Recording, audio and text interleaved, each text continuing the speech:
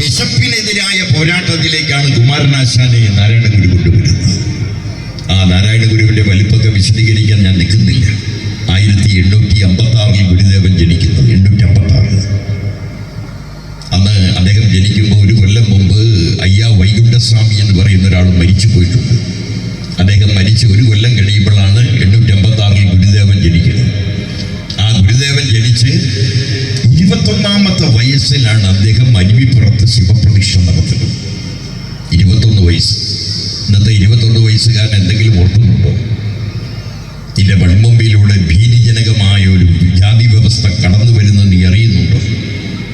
നിന്നെ മനുഷ്യനാക്കുന്നതിന് പകരം നിന്നെ മതമാക്കാൻ ശ്രമിക്കുന്നുണ്ടോ? അവിടെയാണ് ഗുരുദേവൻ 21ാമത്തെ വയസ്സ് അരുവിപ്പുറത്ത് 1888 അദ്ദേഹം ശിവപ്രതിഷ്ഠ നടത്തി. ഒരു ഓലമേഞ്ഞ് ആ ഓലയുടെ ഇടയിൽ ഒരു ശിവലിംഗം എന്നുമല്ല, ശിവലിംഗ പ്രതിഷ്ഠയല്ലാത്ത ശിവപ്രതിഷ്ഠ നടത്തിയ മനുഷ്യനാണ് ഗുരുദേവൻ. അരുവിപ്പുറത്തെ പുഴയിൽ മുങ്ങിയിട്ട് ഒരു കല്ലെടുത്ത് ആ കല്ല് കൊണ്ടുവന്ന് ശിവനെ പ്രതിഷ്ഠിക്കുകയാണ്. ആ ശിവപ്രതിഷ്ഠയുടെ ഇടയിൽ അദ്ദേഹം എഴുതി വയ്ക്കും, ജാതിഭേദം മതവിദ്വേഷം ഏതുമില്ലാതെ സർവരും സ്വതരത്തേന വാഴുന്ന മാതൃകസ്ഥാനമാണിത്. അവനവൻ ആത്മസുഖത്തിനാചരിപ്പിനായ പരന് സുഖത്തിനായി വരണം. നീ നിന്റെ സുഖം ഉണ്ടാകണമെന്ന് ആഗ്രഹിക്കുന്നതിനേക്കാൾ മുമ്പ് മറ്റുള്ളവന്റെ സുഖം ഉണ്ടാകണം. അതാണ് എഴുതി വെച്ചത്. അന്ന് അദ്ദേഹത്തെ ആക്രമിക്കാൻ വേണ്ടി ജമ്മി മാടമ്പി സംഘം വരും. ജമ്മി മാടമ്പിമാർ ചോദിക്കും, നീ ആരാണ്? ഗുരുദേവൻ പറയും, എൻ്റെ പേര് നാരായണൻ എന്നാണ്. നീ ഏത് ജാതിയാണ്? അപ്പൊ ഗുരുദേവൻ പറയുന്നൊരു വാചകം, പ്രിയപ്പെട്ടവരെ, കണ്ടാൽ അറിയാത്തവനോട് പറഞ്ഞിട്ട് എന്ത് കാര്യം? കണ്ടാൽ അറിയാത്തത് ഞാൻ മനുഷ്യനാണെന്ന് നിനക്ക് കണ്ടാൽ അറിയില്ല, പിന്നെ അതിന് നിന്നോട് പറഞ്ഞിട്ട് എന്താ കാര്യം? അതാണ്. അത് മാത്രമല്ല, ഗുരുദേവന്റെ ദീർഘദൃഷ്ടി എന്ന് പറയുന്നതിൻ്റെ അത്ഭുതം എന്താ? ശിവപ്രതിഷ്ഠ അദ്ദേഹം പ്രത്യേക സ്നേഹം കൊണ്ട് നടത്തിയതല്ല. അന്ന് ഒരു 18ാം നൂറ്റാണ്ടിൻ്റെ അർത്ഥഭാഗം കഴിഞ്ഞ് 19ലേക്ക് കടക്കുന്ന കാലം. 19ാം നൂറ്റാണ്ടിൻ്റെ ആരംഭ കാലഘട്ടത്തിൽ എന്ന് പറഞ്ഞാൽ നൂറ്റാണ്ടുകൾക്ക് മുമ്പ് നമ്മുടെ നാട്ടിലെ ഏറ്റവും പോപ്പുലർ ദൈവമല്ല ശിവൻ. ഇന്നുമല്ല. ശിവൻ എന്ന് പറഞ്ഞാൽ പ്രകൃതിയാണ്. കാലിന്മേൽ പാമ്പ്, അരയിൽ പുലിത്തോൽ, കഴുത്തിൽ വാസുകി, തലയിൽ ഗംഗാധരൻ എന്ന് പറഞ്ഞാൽ വെള്ളം, കാട്, മൃഗം, ആ മൃഗങ്ങളെല്ലാം അടങ്ങുന്നതാണ് പരമശിവൻ എന്ന് പറയുന്ന ആൾ. അദ്ദേഹത്തിൻ്റെ വാഹനം എന്ന് പറയുന്നത് കാളയാണ്. അപ്പോൾ അദ്ദേഹത്തിനെ സൃഷ്ടിക്കുന്നതിൽ എന്താ അത്ര പോപ്പുലാരിറ്റി? കൃഷ്ണനെങ്ങാൻ പ്രതിഷ്ഠിച്ചെങ്കിൽ അദ്ദേഹത്തിന് അന്ന് തന്നെ തല്ലുകൊള്ളും. കാരണം കൃഷ്ണൻ ഇന്നും പോപ്പുലാരിറ്റിയാണ്, അന്നും പോപ്പുലാരിറ്റിയുള്ള ദൈവമാണ്. കൃഷ്ണനെയാണ് ഏറ്റവും കൂടുതൽ സ്ത്രീകൾക്കും പെൺകുട്ടികൾക്കും ഇഷ്ടം. അത് അവരോട് ഏറ്റവും ഉപദ്രവിച്ച ആൾ കൃഷ്ണനാണ്. അത് വേറെ വിഷയം. കൃഷ്ണനാണ് 101 പേരെ കൊന്നത്. ദുശ്ശളയുടെ ഭർത്താവടങ്ങുന്ന 101 പേരെ കൊല്ലുന്നതിന് നടത്തിയ എത്ര കൗശലങ്ങളാണ്. കർണൻ എന്ന് പറയുന്ന പാണ്ഡവരുടെ മുത്തപ്പനായ സൂര്യപുത്രനായ ആ മനുഷ്യനെ കൊല്ലാൻ നടത്തിയ ആദ്യം തേര് താഴ്ത്തി, തേരിൻ്റെ അവിടെ നിന്ന് കർണൻ ചാടി വീണു. കർണൻ്റെ അടുത്ത് പോയി സ്വകാര്യം പറഞ്ഞു, നീ മരിക്കുന്നതാണ് നിനക്ക് നല്ലതെന്ന് പറഞ്ഞു. അങ്ങനെ ഞാൻ മരിക്കാൻ പാടുണ്ടെന്ന് ചോദിച്ചു. അല്ലല്ലത് മരിക്കുന്നതാണ് നല്ലതെന്ന് പറഞ്ഞു. ഞങ്ങളിങ്ങനെ അമ്പയ്യുമ്പോൾ നീ കൊള്ളണമെന്ന് പറഞ്ഞു. കൃഷ്ണൻ പല സൂത്രവും കാണിച്ചു. ആ സൂത്രമൊക്കെ തന്നെ ജയിക്കാൻ വേണ്ടി നടത്തിയ സൂത്രമാണ്. പക്ഷേ കൃഷ്ണൻ കുളിക്കുന്ന സ്ത്രീകളുടെ മുഴുവൻ വസ്ത്രങ്ങളും എടുത്തുകൊണ്ട് പോയി ആലിൻ്റെ മുകളിൽ നിന്നു. നമ്മുടെ നാട്ടിൽ ഇപ്പോൾ ആരെങ്കിലും അങ്ങനെ ഇടുന്നാൽ അയാളെ നല്ലത് പറയൂ, ഇശ്ര എന്ന് പറയൂ. അല്ലെങ്കിൽ ഇനി ഇരുന്നു എന്ന തെറ്റിനേക്കാളും വലിയായോ അത് തരാൻ പറഞ്ഞപ്പോൾ കൃഷ്ണൻ എന്താ പറഞ്ഞത്? തരണമെങ്കിൽ നിങ്ങളെല്ലാം പുഴയിൽ നിന്ന് എണീറ്റ് വന്ന് എന്നെ കൈ തൊഴണം. അപ്പോൾ അവരെങ്ങനെയായിരിക്കും കൈ തൊഴാൻ പോകുന്നത്? നഗ്നമായി തൊഴണം. അങ്ങനെ വന്നാൽ ഞാൻ എന്ത് ചെയ്യും? ഞാൻ നിങ്ങൾക്ക് വസ്ത്രം തരാം എന്ന് പറഞ്ഞാണ്. പോട്ടെ, അതൊക്കെ ഞാൻ എൻ്റെ ഒരു കുശിപ്പോട്ട് പറഞ്ഞാൽ ഞാൻ പറഞ്ഞു വരുന്നത്, കൃഷ്ണനെ എന്ന് പറയുന്ന പോപ്പുലാരിറ്റിയുള്ള ദൈവത്തെ അല്ലാതെ പരമശിവൻ എന്ന് പറയുന്ന ദൈവത്തെ സൃഷ്ടിച്ച് പ്രബുദ്ധത്തിൻ്റെ ഗൂഢാലോചനയെ പൊളിക്കുന്ന കുശാഗ്ര ബുദ്ധിയുടെ പേരാണ് ഗുരുദേവൻ. അങ്ങനെ കുമാരനാശാൻ അങ്ങോട്ട് ആരംഭിച്ചിട്ട് അവിടെ കൊണ്ട് നിന്നോ? ചണ്ടാലഭിഷിയിൽ നിൽക്കുകയാണോ കുമാരനാശാൻ നിന്നാൾ? ഇനി ലീല, ദുരവസ്ഥ, ചിന്താവിഷ്ടയായ സീത. എത്ര കവിതകളാണ്! അരിയോരണി പന്തലായി സനിക്കൊരു പൂവാകവിതൃത്ത ശാഖകൾ ഹരി നീല തണങ്ങൾ വീണരുളും പട്ടു വിരിപ്പുമായതും രവി പോയി മറഞ്ഞതും ഭുവനം ചന്ദ്രികയാൽ നിറഞ്ഞതും അവനീശ്വരി ഓർത്തതില്ല പോന്നവിടത്താൻ തനിയെ ഇരിപ്പതും പുളകങ്ങൾ കയത്തിൽ കടലിൽ അമ്പലാൽ തെളിയിക്കും തമസാൽ സമീരണിൽ അതിചിന്ത വഹിച്ച് സീത പോയി സ്ഥിതി ചെയ്താളുണ്ട് ജാന്തവാണി. നിങ്ങൾ ആ കവിതയൊന്നും എടുത്ത് വായിക്കണം. നിങ്ങൾ ആ കവിതയിൽ നിൽക്കുന്ന പെൺകുട്ടിയെ ഒന്ന് കാണണം, നോക്കണം. നോക്കുമ്പോൾ നിങ്ങൾക്ക് കാണാം ഒരു ഈഴവ പെൺകുട്ടി നിൽക്കുന്നതായി കാണാം. അവിടെയാണ് ഈ കുമാരനാശാന്റെ ബുദ്ധി എന്ന് പറയുന്ന, സാമർഥ്യം എന്ന് പറയുന്നത്. അദ്ദേഹത്തിന് ചിലപ്പോൾ വഴിതെറ്റിയ അഭിപ്രായമൊക്കെ പറഞ്ഞിട്ട് ദുരവസ്ഥയിൽ ക്രൂര മുസൽമാൻ എന്ന് പറയുന്നുണ്ട്. ക്രൂര മുസൽമാൻ, ദുരവസ്ഥയിലൊരു ഭാഗത്ത് ക്രൂര മുസൽമാൻ. വക്കം അബ്ദുൽ ഖാദർ മൗലവി എന്ന് ഈ കുമാരനാശാനോട് പിണങ്ങുന്നുണ്ട്. വക്കം ചോദിക്കും, കുമാരനാശാൻ നിങ്ങൾ എന്തിനാണ് ഈ മുസൽമാനെ ക്രൂരൻ എന്ന് വിളിക്കുന്നത്? അപ്പോൾ കുമാരനാശാൻ പറയും, ഞാൻ എല്ലാ മുസൽമാനെയും ക്രൂരനെന്ന് വിളിച്ചില്ല. 1921 മലബാർ കലാപകാലത്ത് കുടിയാന്മാരുടെ സമരമാണെന്ന് എനിക്കറിയാമെങ്കിലും ചില മുസ്ലിം പ്രമാണിമാരുടെ അതിക്രൂരതയെ ഞാൻ ഒന്ന് പറഞ്ഞെന്നുള്ളൂ. അങ്ങേക്ക് വിഷമമായെങ്കിൽ, അത് വക്കം അബ്ദുൽ ഖാദർ മൗലവിക്ക് വിഷമമായെങ്കിൽ ഞാൻ മറ്റൊരു പുസ്തകം എഴുതി അങ്ങയുടെ വേദന മാറ്റാം. അദ്ദേഹം എഴുതാൻ പോയ പുസ്തകത്തിൻ്റെ പേര് പ്രവാചകൻ എന്നാണ്. ആ പ്രവാചകൻ എന്ന പുസ്തകത്തിൻ്റെ 7 പേജ് എഴുതിയിരിക്കുമ്പോഴാണ് അദ്ദേഹം ബോട്ടപകടത്തിൽ മരിക്കുന്നത്. ഞാനിതിനൊക്കെ പറയുന്നത് എൻ്റെ ഒരു വിജ്ഞാനം നിങ്ങളുടെ മുമ്പിൽ വിശദീകരിക്കാൻ വേണ്ടിയൊന്നുമല്ല. അപ്പോൾ എങ്ങനെയാണ് കുമാരനാശാൻ മോടിയപ്പെടുന്നതെന്നാണ്, എങ്ങനെയാണ് വക്കം അബ്ദുൽ ഖാദർ മൗലവി മോടിയപ്പെടുന്നതെന്നാണ്, എങ്ങനെയാണ് മമ്പറം തങ്ങൾ ഈ കേരളത്തിൽ മോടിയപ്പെടുന്നതെന്നാണ്, എങ്ങനെയാണ് വാര്യമ്പറമ്പത്ത് കുഞ്ഞോ മഹ്ദാജി ഈ സമൂഹത്തിലേക്ക് വരുന്നത്. വാര്യമ്പറമ്പത്ത് കുഞ്ഞോ മഹ്ദാജി 1921 മലബാർ കലാപത്തിന്റെ സർവ്വസൈന്യാധിപൻ. 6 ഇഞ്ച് പൊക്കമാണ്. കാലിമേൽ മുഴുവൻ ആണിയാണ്. ഈ വലിയ നേതാക്കന്മാർക്കൊക്കെ ആണി ഉണ്ടായിട്ടെന്നാണ് പറയുന്നത്. KV പത്രോസ് എന്ന് പറഞ്ഞ Thiruvithamkoor state committee secretary, communist party state സെക്രട്ടറിക്കും ഇതേപോലെയാണ്. അദ്ദേഹത്തിന് കാലിമാണിയാണ്. അദ്ദേഹവും ചെറിയ പ്രായത്തിൽ മരിച്ചു പോയ ആളാണ്. പോട്ടെ, അതൊന്നും ഞാൻ പറഞ്ഞു. അപ്പോൾ ഈ മറ്റേ വാര്യമ്പറമ്പൻ കുഞ്ഞോമദ് ഹാജി നേരിട്ട് ഒരാളെയാണ് കൊന്നത്, ഒറ്റാള്. ആ കൊന്നതിൻ്റെ പേരാരെന്നറിയും, ചേക്കുട്ടി മുസ്ലിയാർ ആളെയാണ്. ചേക്കുട്ടി മുസ്ലിയാർ. ആ ചേക്കുട്ടി മുസ്ലിയാർ ഒരു പള്ളിയിലെ ഖതീബാണ്. ഇയാൾ ഒരു ദിവസം ചെല്ലുകയാണ്. ചേക്കുട്ടി മുസ്ലിയാരെ തിരുവിടങ്ങാടി പള്ളിയിൽ പോയിട്ട് വിളിക്കും, മുസ്ലിയാർ. അദ്ദേഹം ഇറങ്ങി വരും.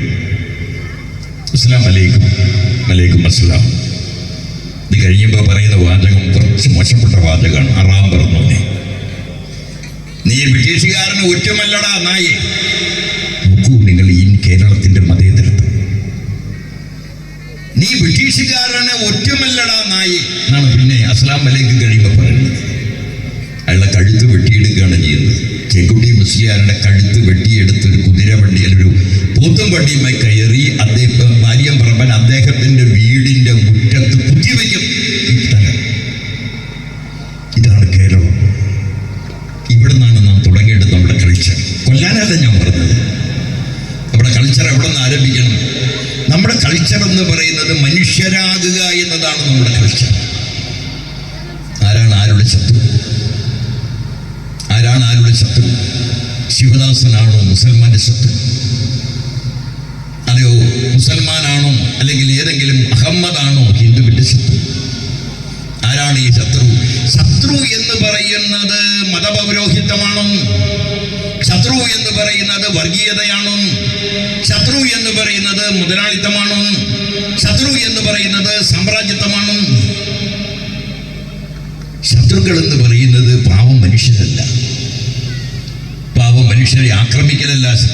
നിങ്ങൾക്കറിയോ, നമ്മുടെ രാജ്യത്ത് ഇന്ത്യയിൽ ഇതുവരെ ഈ 2000 ഈ നരേന്ദ്രമോദി അധികാരത്തിൽ വന്ന് 2010 മുതൽ 2025 വരെയുള്ള ഈ 10 വർഷത്തിനുള്ളിൽ എത്ര ആളുകളാണ് പശുവിൻ്റെ പേരിൽ കൊല ചെയ്തതെന്നറിയോ? കണക്ക് 678. 678 ആളെ പശുവിൻ്റെ ചാണകം തൊട്ടതിന്, പശുവിനെ വിറ്റതിന്, പശുവിനെ കറന്നതിന്. എത്രയാളാണ് ഗുജറാത്ത് കലാപത്തിൽ മരിച്ചത് 2002? എത്രയാളാണ്? 5000 ആൾ. ആ ഗുജറാത്ത് കലാപത്തിൻ്റെ ഇതിൻ്റെ ഭാഗമായി എത്രയാളെയാണ് നിഷ്ഠൂര കൊലപാതകത്തിന് വിധേയമാക്കിയത്? ബൽക്കിസ് ബാനുവിനെ എങ്ങനെ ആക്രമിച്ചു? ബജറംഗി എന്ന് പറയുന്ന കഥാപാത്രത്തിൻ്റെ പേരെന്താ? ആ ആ ബജറംഗി എന്ന് പറയുന്ന ആളോട് പിന്നീട് ഈ 2002 ഗുജറാത്ത് കലാപത്തിന് ശേഷം 7 വർഷത്തിന് ശേഷം ഇന്ത്യൻ എക്സ്പ്രസ് എന്ന് പറയുന്ന ഒരു പത്രാധിപർ അദ്ദേഹവുമായി ഇന്റർവ്യൂ ചെയ്യുമ്പോൾ ചോദിച്ചു, ഈ നിരപരാധികളായ മുസൽമാനെ കൊല്ലുമ്പോൾ അങ്ങേക്ക് വേദന തോന്നിയില്ലേ? മുഴുവൻ ഗർഭിണിയായ 9 മാസം ഗർഭിണിയായ ബൽക്കിസ് ബാനുവിന്റെ ആദ്യത്തെ കുഞ്ഞിനെ നിലത്തടിച്ച് കൊന്നപ്പോൾ വിഷമം തോന്നിയില്ലേ? അവരുടെ ഗർഭപാത്രത്തിൽ നിന്ന് കുഞ്ഞിനെ ശൂലത്തിൽ കുത്തിയെടുത്തപ്പോൾ വിഷമം തോന്നിയില്ലേ? അപ്പൊ എന്താ ഈ ബജരംഗി പറഞ്ഞത്?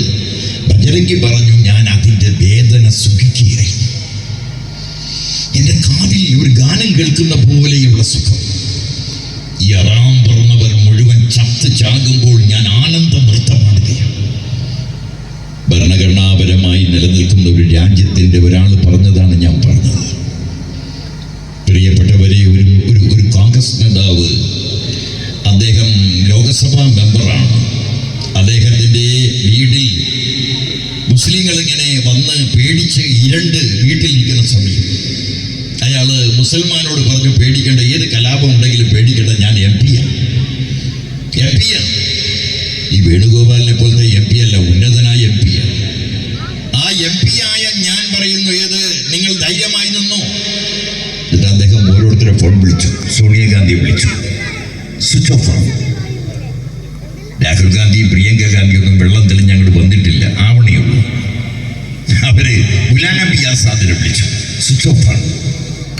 എന്നാൽ അവരെ വിളിച്ചിട്ട് കിട്ടില്ലെങ്കിൽ അവിടുത്തെ മുഖ്യമന്ത്രിയെ വിളിച്ചു. അദ്ദേഹത്തിൻ്റെ പേര് നരേന്ദ്രമോദി എന്നാണ്. ആ നരേന്ദ്രമോദിയെ വിളിച്ചപ്പോൾ നരേന്ദ്രമോദി ഫോൺ എടുത്തു എന്നുള്ളതാണ് അദ്ദേഹത്തിൻ്റെ വലിപ്പം. എൻ്റെ ഫോൺ എടുത്തു. ഞാനിങ്ങനെ ഇയാളാണ്, മറ്റേ കോൺഗ്രസിൻ്റെ MP ആണ്, പേര് മറന്നുപോയിട്ട് ഇങ്ങനെ പറയുന്നത്. അപ്പോൾ MP ആണെന്ന് പറഞ്ഞപ്പോൾ നരേന്ദ്രമോദി എടുത്ത് പറഞ്ഞു, യെസ്. എന്നിട്ട് എന്ത് പറഞ്ഞെന്നറിയോ? വച്ചിട്ട് പോടാ. ഹിന്ദിയിൽ എന്താ പറയാന്ന് എനിക്കറിയില്ല. വച്ചിട്ട് പോടാ. വച്ചിട്ട് പോടാന്ന് പറഞ്ഞാൽ അതിൻ്റെ അർത്ഥം എന്താ? നിന്നെയും കൊല്ലൂടാവുന്ന. 15 മിനിറ്റിനുള്ളിൽ അയാളുടെ മുറിയിലേക്ക് കടന്നു വന്ന് സംഘപരിവാർ സംഘടനകൾ വന്ന് അദ്ദേഹത്തിൻ്റെ തലയിൽ മണ്ണെണ്ണ ഒഴിച്ച് കത്തിച്ചു. 1 കിലോമീറ്റർ നേരം ഇങ്ങനെ ബച്ചാവൂ ബച്ചാവൂ എന്ന് പറഞ്ഞ് കരഞ്ഞുകൊണ്ട് പാവം ഓടി. അവിടെ വീണ് മരിച്ചു. ഇത് ഇന്ത്യയിൽ നടന്നതാണ്. ഡൽഹി കലാപത്തിൽ മരിച്ചത്, ഈ അടുത്ത കാലത്ത് മരിച്ചത് 2000-ലധികം ആളുകൾ. പൗരത്വ ഭേദഗതി ബില്ലിനെതിരായി ബലാത്കാരം ചെയ്യപ്പെട്ടത് 300 പെൺകുട്ടികളാണ്. ഈ രാജ്യം എങ്ങോട്ട് പോകുന്നു എന്ന വസ്തുത അറിയാതെ നാം വർത്താനം പറഞ്ഞിട്ട് കാര്യമില്ല. ചിലതിനെ വിമർശിക്കുമ്പോൾ തൊട്ട് വിമർശിക്കാൻ അറിയണം. എന്താ തൊട്ട് വിമർശിക്കാനാണ്? ഇതുകൊണ്ട് മുസ്ലിം തീവ്രവാദം നല്ലതാണെന്നാണ്. ഒരു കഥ എഴുതിയാൽ കൈവെട്ടുന്നവന്റെ പ്രത്യയശാസ്ത്രം നല്ലതാണെന്നാണ്. അങ്ങനെയാണോ ഈ മതത്തെ അതീതമായ ഒരു മനുഷ്യനിലേക്ക് എത്തിക്കാൻ നിങ്ങൾ ശ്രമിക്കുന്നത്? ഇങ്ങനെയാണോ? അല്ലല്ലോ. നിങ്ങൾക്ക് അധികാരമില്ലാത്ത തീവ്രവാദമാണ് SDP-യുടെ കയ്യിൽ, അധികാരമുള്ള തീവ്രവാദമാണ് RSSന്റെ കയ്യിൽ. രണ്ടുപേരും രണ്ട് തീവ്രവാദത്തിന്റെ അറ്റത്താണ്. ഒന്ന് പറയുന്നത് 2039 ആകുമ്പോൾ ഇസ്ലാം ഭരണം വരുമെന്നാണ്. ആ തീവ്രവാദത്തിന്റെ ശക്തിയുടെ മറുശക്തികളാണ് ജമ്മു കാശ്മീരിൽ ഈ സന്ദർശകരായി വരുന്ന, വിനോദസഞ്ചാരത്തിന് വരുന്ന ആളുകൾ നിരപരാധികളെ കൊല്ലുന്നത്. അവരാണ്. അവർ മുസ്ലിമൊന്നുമല്ല, ഇവർ ഹിന്ദുക്കളുമല്ല എന്ന് പറയുന്ന പോലെ അവർ മുസ്ലിങ്ങളുമല്ല. ആ കൊലപാതകം നടത്താതിരിക്കാൻ വേണ്ടി മുമ്പിൽ വന്ന് വെടിയേറ്റ് മരിച്ചതല്ല. ഇവിടെ പ്രിയപ്പെട്ടവരെ, ഈ പെരുമ്പാവൂരുകാരനായ ഒരു മനുഷ്യൻ അവിടെ വെടിയേറ്റ് മരിച്ച ഒരു അച്ഛൻ, അവിടെ ഒരു പെൺകുട്ടി പറഞ്ഞു. അവർ രണ്ടുപേരും RSS കുടുംബമാണ്. എനിക്കറിയാം പെരുമ്പാവൂർ. എൻ്റെ വീട്ടുകാരെല്ലാം RSS കുടുംബമാണ്. ആ കുടുംബമായതുകൊണ്ടൊന്നും വെടിവെച്ച് കൊന്നതല്ല, പകരം അവരുടെ വൃത്തികേട് കൊണ്ട് കൊന്നതാണ്. പക്ഷേ ഈ പെൺകുട്ടിയെ രക്ഷപ്പെടുത്തിയതാരാ? മുസ്ലിങ്ങളാണ്. ആ രക്ഷപ്പെടുത്തുന്നതിൽ വെടിയേറ്റ് മരിച്ചതാരാ? വേറൊരു മുസ്ലിമാണ്. എന്തുകൊണ്ട് ഈ കഥ താഴേക്ക് പറയുന്നില്ല? താഴേക്ക് പറയുന്നതിന് പകരം മുസ്ലിമാണെന്ന് പറഞ്ഞാൽ തങ്ങൾ ഇതുവരെ ചെയ്തുകൊണ്ടിരിക്കുന്ന മുസ്ലിം വേട്ടയ്ക്ക് അനുകൂലമായ നിലപാടുണ്ടാക്കി. അപകടകരമായ സ്ഥിതിയാണ്. തെരഞ്ഞെടുപ്പിലാണ്. പക്ഷെ പരാജയപ്പെട്ടു പോയി. എന്താ പരാജയപ്പെട്ടത്? പരാജയപ്പെടാൻ കാരണം ആൾ ഇന്ത്യ പാർട്ടി വിളിച്ചപ്പോൾ ആൾ ഇന്ത്യ പാർട്ടിയിൽ സംഘപരിവാർ സേനയ്ക്ക് നരേന്ദ്രമോദി പങ്കെടുത്തില്ല. 2 പ്രാവശ്യം വിളിച്ചു, 2 പ്രാവശ്യം വന്നില്ല. 2 പ്രാവശ്യം വിളിച്ചു ആ യോഗം, 2 പ്രാവശ്യം വന്നില്ല. ആ യോഗത്തിൽ വെച്ച് ഇന്ത്യൻ പ്രധാനമന്ത്രിക്ക് വേണ്ടി രാജനാഥ് സിംഗ് എന്ന് പറയുന്ന മന്ത്രിക്ക് പറയേണ്ടി വന്നു, ഞങ്ങൾ